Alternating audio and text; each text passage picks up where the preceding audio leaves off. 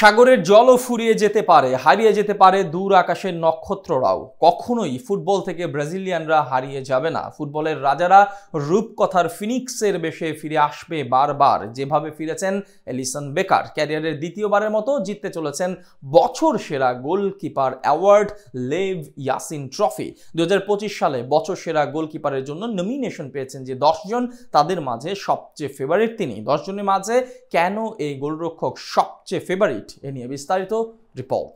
নিভে যেতে পারে আকাশের সব নক্ষত্র, আসলে নিভেও যায়। জীবনানন্দ দাশ তো সেটার সাক্ষী দিয়েছেন। নক্ষত্রদের একদিন মরে যেতে হয়, শুকিয়ে যেতে পারে অথই সমুদ্রের জল, কিন্তু ফুটবল থেকে ব্রাজিল আর ব্রাজিলিয়ানরা হারাবে না কখনোই। যতবার সেলেসাওদের শেষ দেখবে নিন্দুকরা, ততবারই ব্রাজিলিয়ানরা ফিরবে রূপকথার ফিনিক্সের বেশে, রাজত্ব করবে ফুটবল মাঠে, পুরো দুনিয়া ভাসিয়ে দিবে হলুদের সুনামিতে।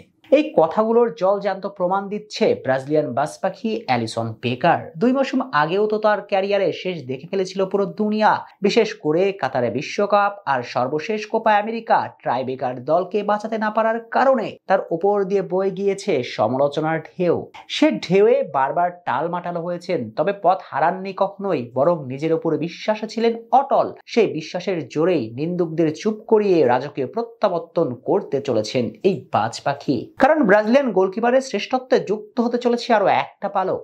2024-25 মৌসুমে সেরা গোলকিপার কে হবেন এটা নিয়ে বিতর্ক যখন চলমান, তখনই আসলো লেভ ইয়াসিন ট্রফির জন্য সংক্ষিপ্ত তালিকা, যে তালিকায় উপরের দিকেই আছে অ্যালিসনের নাম। অবশ্যই তালিকাতে অ্যালিসন ছাড়াও আছেন আরো 9 জন গোলকিপার। আর্জেন্টাইন গোলরক্ষক এমিলিয়ানো মার্টিনেজও ঠাঁই পেয়েছেন। এছাড়াও আছেন ইন্টার মিলানের হয়ে শেষ মৌসুমে দুর্দান্ত পারফরমেন্স করা Yann Sommer, Arsenal goalkeeper David Raya, Atletico Madrid goalkeeper Oblak, Thibaut Courtois সহ আরো 5 জন গোলকিপার। প্রশ্ন হচ্ছে, এই 10 জনের মাঝে থেকে অ্যালিসন বেকারকে কেন ভাবা হচ্ছে সবচেয়ে ফেভারিট? প্রশ্নের উত্তরটা সহজ। সর্বশেষ মৌসুমে অ্যালিসন বেকারের চোখ জুড়ানো পারফরমেন্স। 2024-25 মৌসুমে ইংলিশ ক্লাব লিভারপুলের হয়ে এই গোলকিপার খেলেছেন 35টি ম্যাচে, যার মাঝে 12টিতে রেখেছেন ক্লিন শিট, হজম করেছেন 33টি গোল, অর্থাৎ ম্যাচ প্রতি 1 কম গোল হজম করেছেন অলরেডদের বাজ পাখি। এই 35 ম্যাচের মাঝে ইংলিশ প্রিমিয়ার লিগে খেলেছেন 28টি ম্যাচ, যেখানে আছে তার 9টি ক্লিন শিট,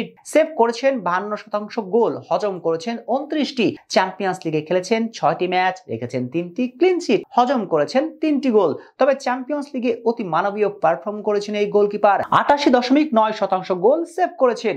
সব মিলিয়ে ব্যক্তিগত পারফরমেন্সটা ঈশ্বরীয়। দলগতভাবে জিতেছেন ইংলিশ প্রিমিয়ার লিগ টাইটেল, আসলে জিতেছেন বললে ভুল। মূলত অলরেডদের প্রিমিয়ার লিগ টাইটেল পুনরুদ্ধারের নায়কই এই গোলরক্ষক। পরিসংখ্যান তো সেটাই সাক্ষী দিচ্ছে।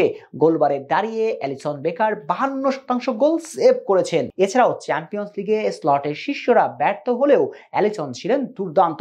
এসব পরিসংখ্যানের মানদণ্ডে মাপলে কোনো সন্দেহ ছাড়াই অ্যালিসন বেকার জিততে চলেছেন 2025 সালের লেভ ইয়াসিন ট্রফি। তবে চ্যাম্পিয়ন্স লিগ জয়ী পিএসজি গোলকিপার দোনেরমো থাকবেন আলোচনার টেবিলে। শেষ পর্যন্ত কে হাসবেন শেষ হাসি, সেটাই দেখার।